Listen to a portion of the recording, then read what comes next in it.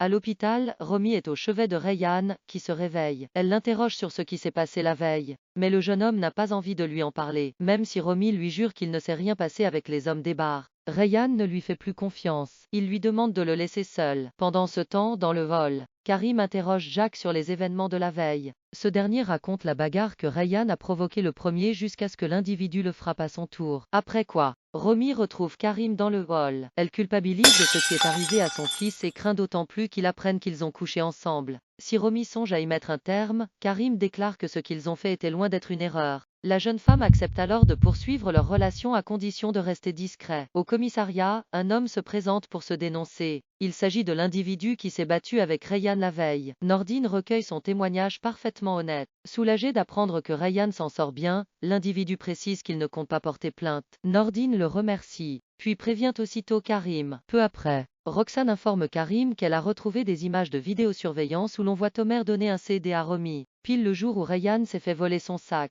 Karim retrouve Romy au Spoon pour la confronter à ce sujet. Romy explique qu'elle a simplement voulu se protéger. Finalement, le CD contenait de la musique, et le contenu qui l'incriminait se trouvait sur la clé USB cachée dans la poche du blouson de cuir. Romy affirme ensuite à Karim que Tomé l'a aidé en toute amitié. De retour à l'hôpital, Romy tente d'avoir une discussion avec Rayhan. Elle reconnaît avoir fait des erreurs, tout comme lui, mais explique qu'il faut apprendre à se pardonner. Rayhan est apaisé. Alors que sa mère s'apprête à lui parler du sac dont il a hérité de son père, elle est interrompue par l'arrivée de Jack. Romy les laisse tous les deux. Jack a apporté à son petit ami son dessert préféré du Spoon, une crème brûlée. Au même moment, Rayhan reçoit un appel du notaire. Pendant ce temps, Romy retrouve Tomer au Spoon. Ce dernier lui annonce qu'il va bientôt quitter Sète et rentrer à Paris. Romy lui raconte ensuite tout ce qui s'est passé, puis lui confie sa peur que Rayhan finisse par s'éloigner d'elle. Tomer la rassure, déclarant qu'il sera toujours là pour elle si elle en a besoin. De son côté, Rayhan se rend à l'office notarial en compagnie de Jacques, où on lui remet une partie du dossier médical de son père. En le lisant, les deux garçons apprennent que Malik était stérile. Aussi, Camille propose à Simon de sortir au cinéma en fin de journée.